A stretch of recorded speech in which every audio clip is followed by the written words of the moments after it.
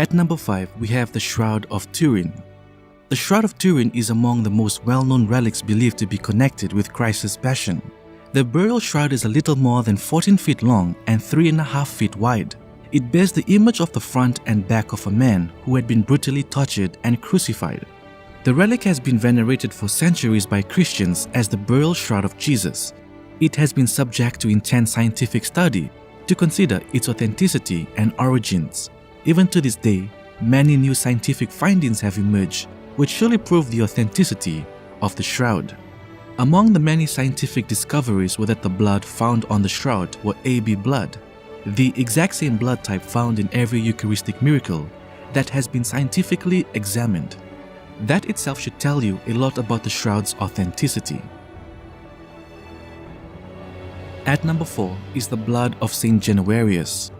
Saint Januarius, bishop, martyr, and patron of Naples, is famous for the miracle of the annual liquefaction of his blood, which, according to legend, was saved by a woman called Eusebia just after the saint was beheaded. Traditionally, on this day and on 2 other occasions a year, his blood, which is kept in 2 glass ampoules in the shape of a rounded cruet, liquefies. According to documentation, the miracle has taken place since at least 1389, the first instance on record. The liquefaction process sometimes takes hours or even days, but sometimes it doesn't happen at all. Normally, after a period that can range from 2 minutes to an hour, the solid mass turns red and begins to bubble. Several investigations have already been conducted in the past to find a scientific explanation that answers the question of how something solid can suddenly liquefy, but none has been satisfactory so far. It was thought that this could just be clotted blood, but clotted blood is only known to liquefy and not become solid again, unlike the blood of Saint Januarius. At number 3 is Marian apparitions. Besides the 12 approved apparitions at Fatima, Portugal, Guadalupe, Mexico, Lourdes, France, Bano, Belgium, Bahrain, Belgium, Kibeho, Rwanda, Zaitun, Egypt, Akita, Japan, Knock, Ireland, Pontmain, France, La Salette, France, and Paris, France. Out of these 12 approved apparitions, there have been 11 out of the 386 apparitions which have not been approved with a supernatural character, but which have received a yes to indicate the local bishop's approval of faith and expression, prayer and devotion at the site. Let's look at a few Marian apparitions. The most famous apparition being that at Fatima, with the miracle of the sun that danced around the sky, and it wasn't just witnessed by the 3 visionaries themselves, but by 70,000 people. In Lourdes, there have been more than 7,000 miraculous recoveries attributed to the intercession of Our Lady of Lourdes at the French shrine, and 70 cases have been officially recognized by the Catholic Church.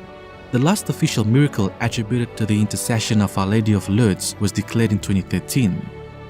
In Zaitun, Egypt, from April 2, 1968 to May 29, 1971, the Virgin Mary appeared weekly on average, especially around feast days, on top of St. Mary's Coptic Church in Zaitun for all to see. This was not something just witnessed in a mystical vision by a few. It was a supernatural experience perceived by massive crowds for years. In addition, this occurred in a predominantly Muslim country and at a Coptic church, which might be why Catholics are less familiar with it. The Blessed Virgin Mary was witnessed by hundreds of thousands of people, including Copts, Catholics, Protestants, Muslims, and even secular Marxists, like the former Egyptian president Abdel Nasser. The sick were cured, and the non-believers believed. Let's jump all the way to Mexico. Our Lady of Guadalupe is a beloved devotion that fascinates both believers and non-believers. Millions of pilgrims travel across the world to visit the Basilica of Our Lady of Guadalupe in Mexico City. The original tilma of Saint Juan Diego, which is on display in the basilica, has been subjected to scientific testing to prove its miraculous authenticity.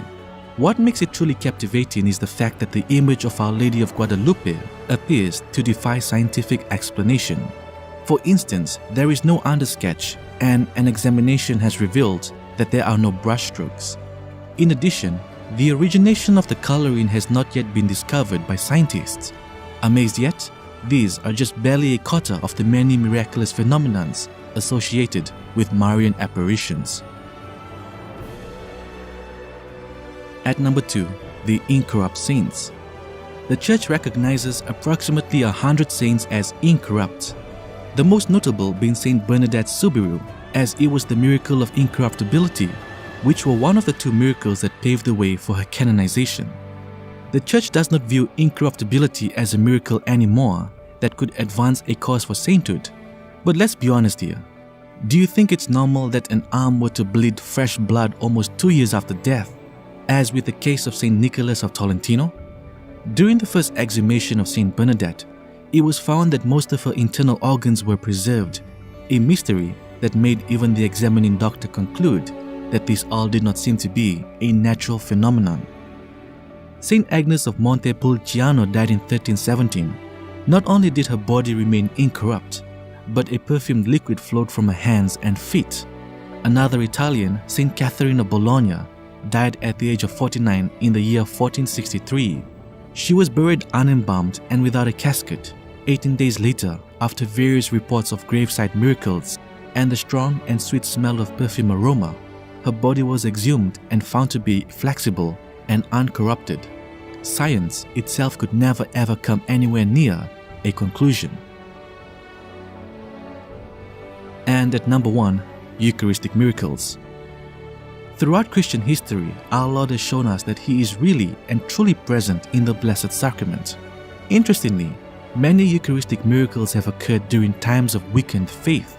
For instance, many Eucharistic miracles have taken place as a result of someone doubting the real presence. Most Eucharistic miracles involve incidences in which the host had turned into human flesh and blood. Of course, we as Catholics believe that the consecrated host is the body, blood, soul, and divinity of our Lord, under the appearances of bread and wine. Therefore, Jesus, through these miracles, merely manifests His presence in a more tangible way. Around the world, there have been reports of Eucharistic miracles that have been subjected to scientific examination, with some startling results.